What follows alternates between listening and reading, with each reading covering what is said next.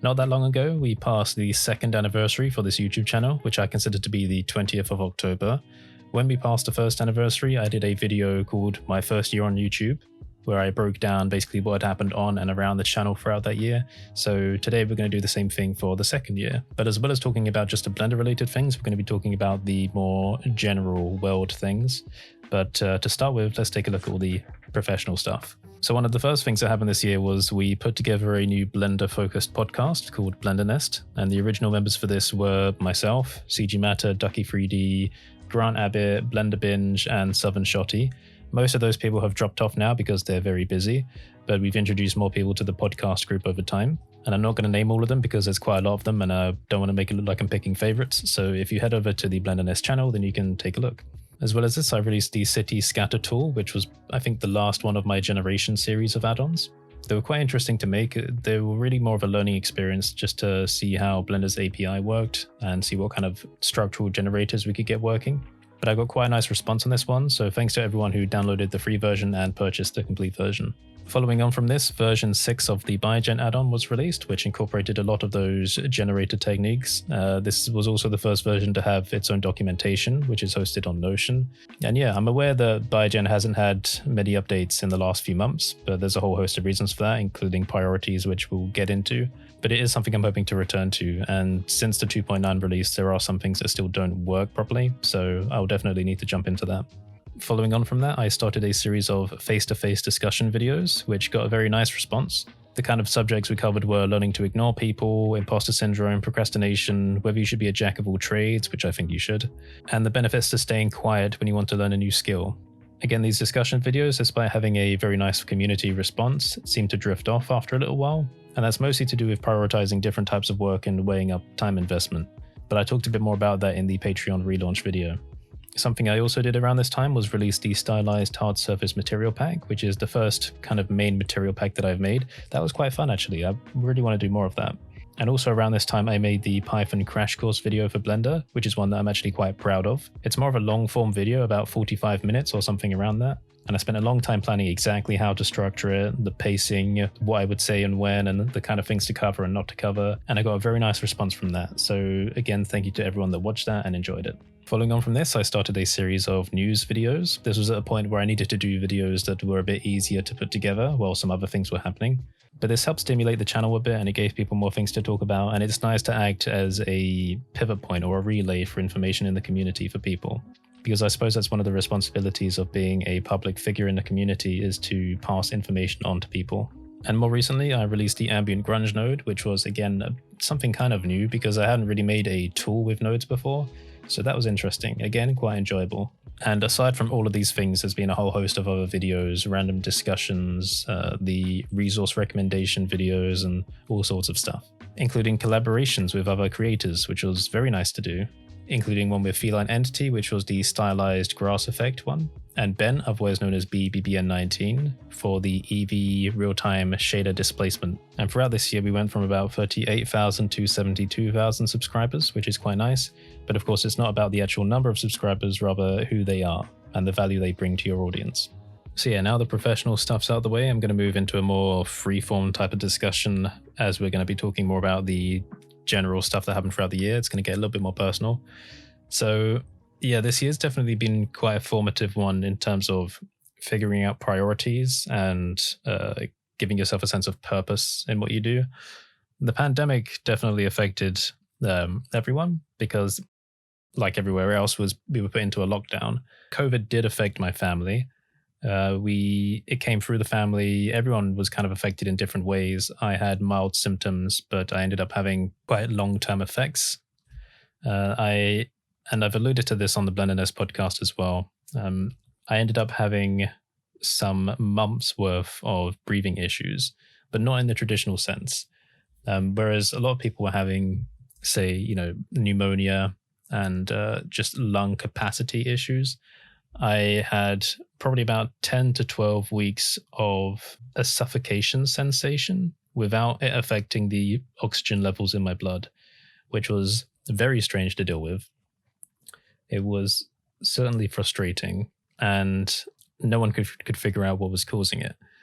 So I had to deal with that for a long time. we kind of figured out that it was mostly related to dietary issues that didn't exist beforehand. So clearly, when COVID came through, something in my body changed that was creating this issue, and it really affected productivity and focus. If you look back at the BlenderNest podcast during this time, if you watch very carefully, you will see me trying to hide how difficult it is for me to breathe. And just to describe it, it's like you just lose all sensation in your lungs that there's any air there. So you try and take a breath, but you never, ever, ever get the sensation of having a full breath. And I was really, really hoping that was just anxiety at the time, because I thought, well, I've had panic attacks before. And you know that sensation, if you've ever had one, where you can't breathe for a little while and then it goes away and comes back. And I was thinking, okay, well, maybe it's just that.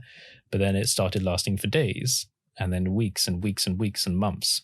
So it was literally just day after day feeling like you're suffocating.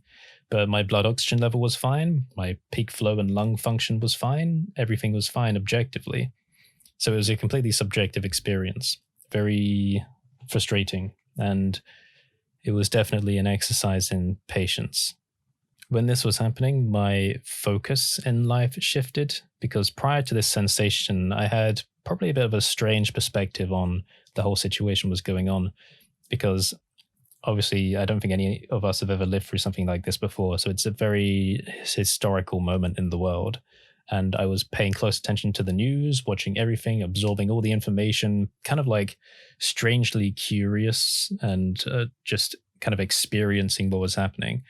As soon as this kind of breathing situation started to affect me, I kind of blocked everything out. Like all I could think about was what was happening with me and trying to resolve that. And I went to several doctors. I was going all sorts of tests. I inadvertently got over my fear of blood tests because I kind of needed to for this. And once we figured out that the issue may have been related to the stomach and digestion in some way, or a reaction to food, then I ended up having to go in for an endoscopy, which was interesting as well, because like hospitals have never had to deal with this kind of situation before.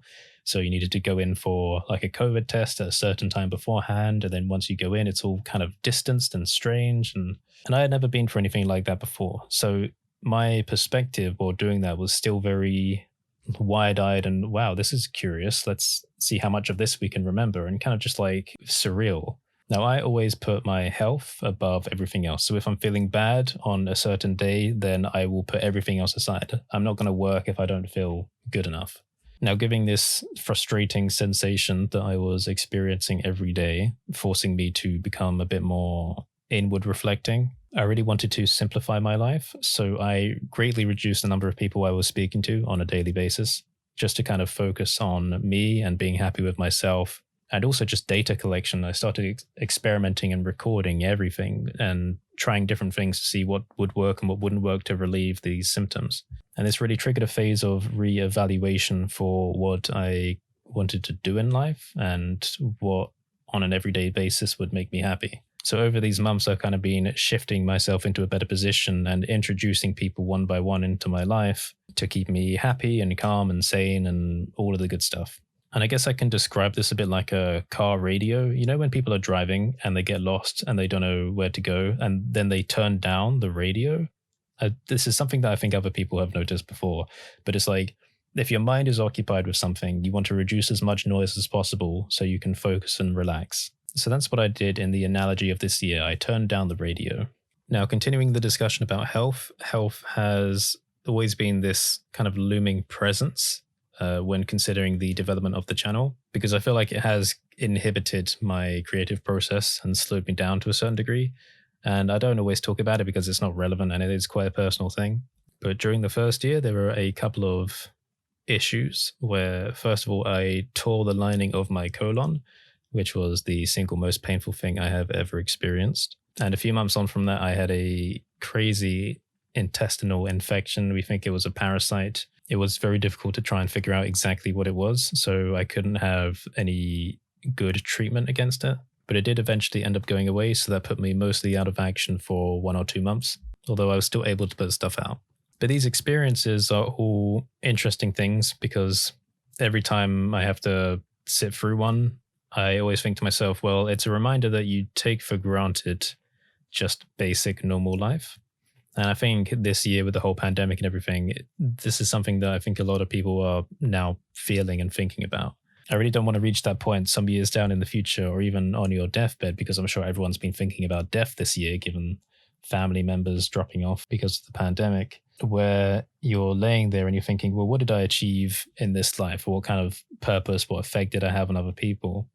I reached an arbitrarily high number of subscribers on YouTube. Well, other people have reached high numbers before, like, well done. What separates you? Do you feel satisfied with your differences from other people? Did you feel like you brought something to the table that was actually unique? But I don't feel that way when just doing Blender tutorials, because it is the same thing over and over again. Make this cool looking thing, make this cool looking thing, make this cool looking thing. But that's not to say that I don't enjoy it, because when I'm sitting there actually making the artwork and I get a feeling that, yes, this looks cool, people will like this, that does provide a good amount of satisfaction. And of course, then when people view it and then they give you positive feedback, that provides more satisfaction. It's almost like this loop of a bit of a dopamine hit, but it's a hit that's stunted by that reminder from YouTube and these algorithms that, oh, you haven't really done quite as well. Which roughly translates to, hey, we see that you're trying to explore your own interests, but we don't want you to do that because we want to make more money. So put your own interests aside and just do this. But I think this year has definitely kicked things into a different light, given the more personal, emotional response I've had from actually experiencing a change in life from this event that's been happening. So I guess what I'm saying is, ideally in the years to come, these next few years on YouTube, I want to be better at putting aside the desire for growth and this kind of little kindling of an innate competitiveness that YouTube has been encouraging, to instead make things with more purpose and actually stick with that. I got there partially this year when I did the discussion videos, and then I abandoned it again because this little nagging thing always comes back saying, no, you should be doing this, you should be getting more views. If you have more growth now, then you'll have a bigger audience later on where you can affect a bigger change. But mentalities like that don't work, because if you say, okay, well, I'll work now to get bigger then, but you will never be satisfied because there will always be people bigger than you. So you'll get to that point and think, okay, well, if I keep doing this generic stuff, then I'll be bigger then, and then I'll be able to affect a bigger change. But that's not how it works. And we know this because we've talked about this in the discussion videos before. These are the repeating excuses where if you say, I want to learn this hobby, but I'm waiting for the perfect time, there will never be a perfect time. These are the kind of lies you tell yourself to avoid yourself from enacting those changes here and now. But I guess maybe if I find a way to resolve all of these conflicts, then I will probably be able to provide better advice to people in the future. Because after all, I suppose that's what we do as communicators. We take the experience and the knowledge that we have and we repackage it in a way that people will be able to better understand it. So with all of these things in mind, what does this mean for the future of the channel? To be honest, I don't know. I don't plan that far ahead. But I think I've grown away from doing the same kind of monotonous tutorials. I like discussions, I like breakdowns, I like theory, I like making products, because I get some satisfaction from the business side of things as well. Not from a competitive sense, but packaging something up and providing that for people. There's something really inherently satisfying about that. I like making products, whether or not they're free. I guess I like the branding side of it as well, like just having something that people can get excited about. So that's definitely not going away. But I think there will be fewer regular tutorials where I sit down, come up with something, and then just tell people how to do it on a step-by-step basis. I mean, if you've been with this channel for a while, you know that I don't typically do step-by-step videos. I do when it's appropriate, like the whole Python crash course for Blender. But I don't very often do the regular, hey, do this, then do this, then do this. Don't think for yourself, just be a drone. Here's a recipe for success. But another thing I have enjoyed is doing the collaboration videos.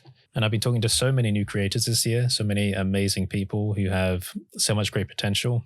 I've been trying to help them by giving them the shout outs and sharing their work with the rest of you. So thank you to everyone that's actually been downloading and buying and donating things from all the creators that I've been sharing, because that's really encouraging to see.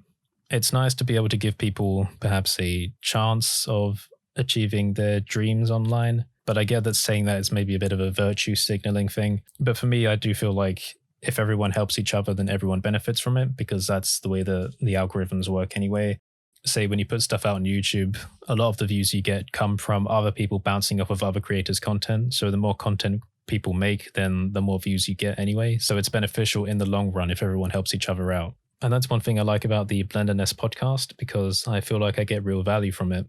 Just talking to the other creators, seeing what they're up to, just bouncing ideas off and getting things off our chest that tend to rile up when you're, stuck in your own head for too long.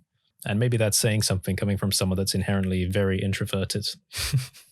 I've probably rabbled on for a bit too long. I don't know how many people tend to make it all the way through these kinds of videos, but if you have done, then leave a cake in the comments, just like a little symbol of a cake. I'll know what it means. If you have made it this far, then I want you to know that you are undoubtedly the best audience members. I know this video makes no sense from a business standpoint, but I like to just reflect on the things that have happened and just talk about some of the things that go through my head. It's like one of my diary entries, I suppose, but just putting it out into the world. And I guess maybe in a strange, sadistic way, I like throwing a spanner into the gears of the algorithm once in a while, just to see what happens. So this video is my spanner for this year. Completely pointless, just a bunch of rambling. I love you guys, stay safe, and I'll see you next time.